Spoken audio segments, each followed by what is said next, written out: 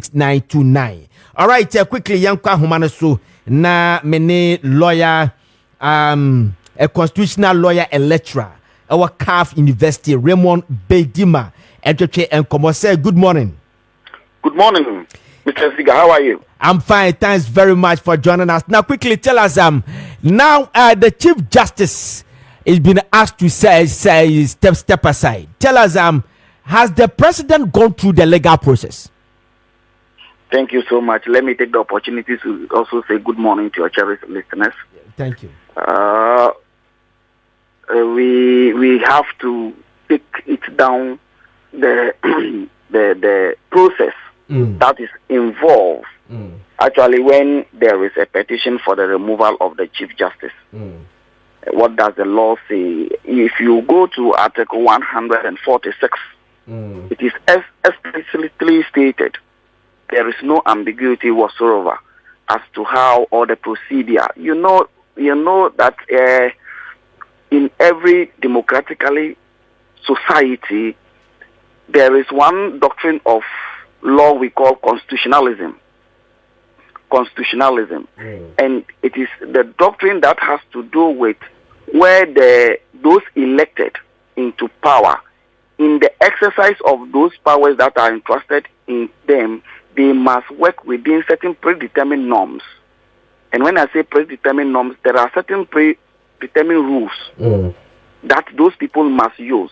And so those predetermined norms are of three parts. We have that of procedural. And when we say procedural, there are certain processes that are laid down by the law that put a person into a particular office. So if the law provides for a thing or how something should be done, then that person must use those processes in doing that, and that is procedural. We have institutional and that of substantive limitations that are placed on those elected into offices. Now, if you look at what is in Article 146, it is more of procedural limitations that have been put on the president. And when I say procedural limitation, it means that the article actually provides for how a thing should be done. So for us to see whether or not there is legality or what the legal effect of what the president has done is for us to juxtapose that with what is in that provision. And the first thing we need to appreciate is that once a petition emanates from any person or any Ghanaian to the president for the removal of the Chief Justice, the first thing is to what? For the president, in consultation with Council of State, will determine, and even this one is not an express provision of the Constitution. It is actually a determination or a pronouncement that the Supreme Court has made in the case of Ajay Chum Ampofo and AG and Baitakwete. That it is important, again, if it is the removal of the Chief Justice, for the president to determine whether or not there is a prima facie case against the Chief Justice. And I think that that provision is actually to prevent the presentation of frivolous petitions to the president, so that it is a threshold that needs to be crossed before there is empanelment of the committee to hear the matter. So that not at any point in time where a frivolous petition is presented to the president, there will be empanelment of a committee to hear the matter. So once that threshold is crossed, then the next thing the Constitution provides is that the president must empanel, and after the empanelment, then the president has the discretion either to suspend the Chief Justice pending the determination of the petition, or the Chief Justice will continue while they will determine the matter. Sir, is that pattern an option that the president can do that, or he can choose to make the Chief Justice sit in the office and still appear before the panel, or is it mandatory that the Chief Justice has to step aside before he approach before the panel? Thank you. The Constitution is again clear there. If you read Article 146, Clause 10, Article 146, Clause 10, the language of the Constitution there is may. The President may suspend the Chief Justice. So it means that he may or may not. But whichever way the president chooses to go, I think it is within the dictate of the Constitution, and that is legal. So when you read Article 10, he says that it reads where Article 146. So 146 clause 10. It reads where a petition has been referred to a committee under the article, the president may, in the case of Chief Justice, acting in accordance with the advice of the Council of State by warrant signed by him, suspend the Chief Justice. So in this case, can we say that the president did it in consultation with the Council of State? That is a matter of fact to be determined whether or not he has actually done that in consultation, and that you and I, again, the Constitution make provision that whatever process that will be taken in the hearing of this matter must be in camera. So as to whether he has done that or not, it is an in camera matter, and you and I, we are not in the position to determine whether he has done that or not. All we know is that the president has actually, because in the first place we knew that the president has referred the matter to Council of State. Okay, and so if the president referred the matter to the Council of State, in this case, we are aware that the Council of State know the reason why the petition, what the content of the petition that seeks the removal of the Chief Justice. Now, who might have sparked or triggered this removal? Is it the president of the Council of State? No, we need to put matters in proper context. It is the president that the Constitution mandates to do same, only with consultation with Council of State members. Okay. So in this case, we cannot say that is the president. I mean, the fault is from the president, as the people been saying that the president, abusing the Constitution. But we can say, emphatically say that the Council of State that made that step.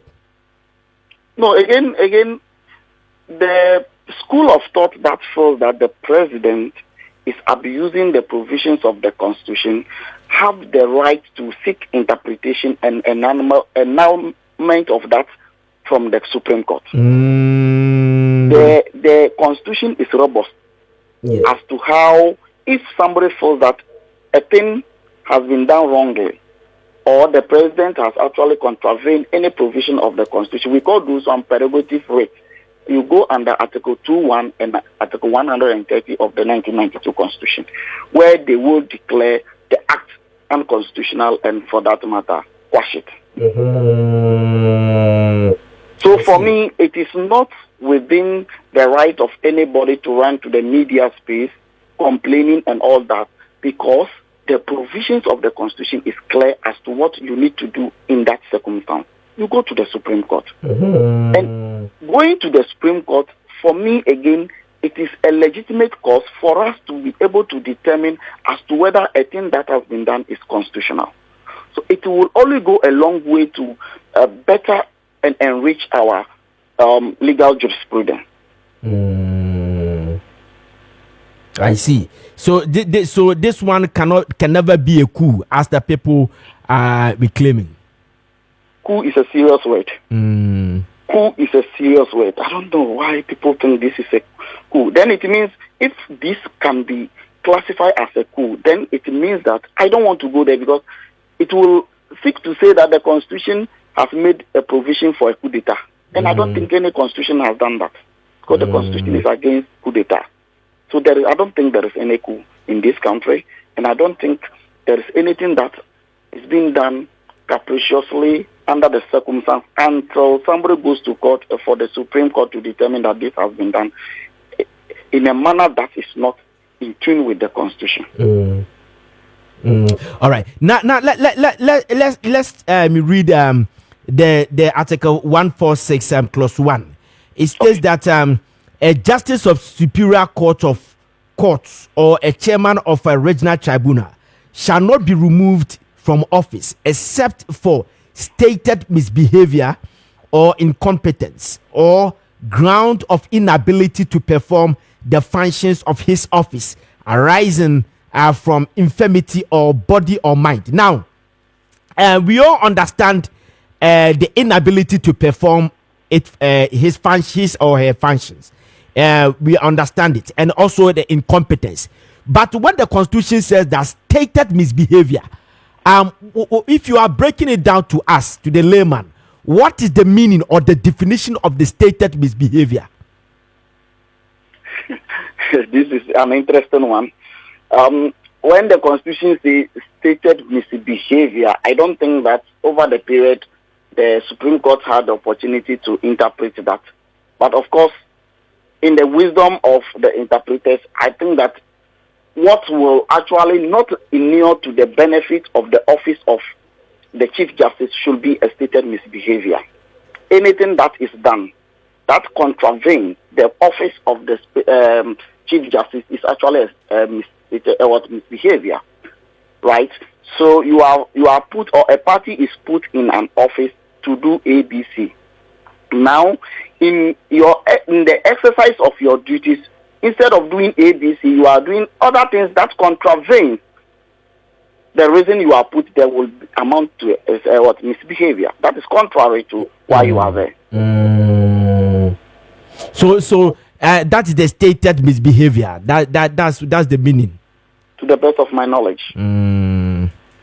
So it means that the Chief Justice falls within these three: the inability to perform her function, the incompetence, and stated misbehavior. So now we can rule out the inability to perform.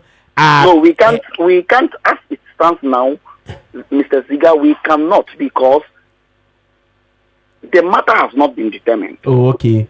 It is only on the face of the petition that they have established that there is a legal contention that needs hearing, meaning of establishment of prima facie case. As to whether or not on the face of the petition it raises any legal or any contentious matter. If yes, then there is the need for that to be heard.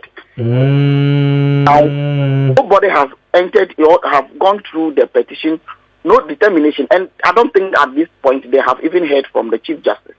It is now that process will be triggered in, and they will hear the Chief Justice and see whether or not what the petitioner has brought has anything contrary, and for that matter, there should be removal. And so, the suspension of the Chief Justice also is not the end of the matter. Not mean that her case is gone, so she may not be reinstated if at the end of the hearing nothing is established against her. So after everything, and if it appeared that the Chief Justice has to go, can the Chief Justice go for an appeal? Well, appeal, because where they are appeal to, I don't think the Constitution has provided for that. But there are always the opportunity for somebody to go to, maybe not appeal, but may go to the Supreme Court for Supreme Court to say that what the act that has been done is in contravention of the provisions of the Constitution. In that case, yes. But then, as it stands now, I don't think the provision of the Constitution made a way where Chief Justice is removed in this manner, then you can go for an appeal. No, it is not. But I think that like I said earlier on, with regards to the prerogative rights under Article 2.1 and Article 130 of the 1992 Constitution, she may, or someone else may go if they feel that something has been done in contravention of the provisions of the 1992 Constitution. All right. So thank you very much, Mr. Raymond Bidima. Constitutional lawyer, a pleasure to be lecturer at the CAF University. Thank you very much, sir. God bless you. Thank you too. All right, thank you.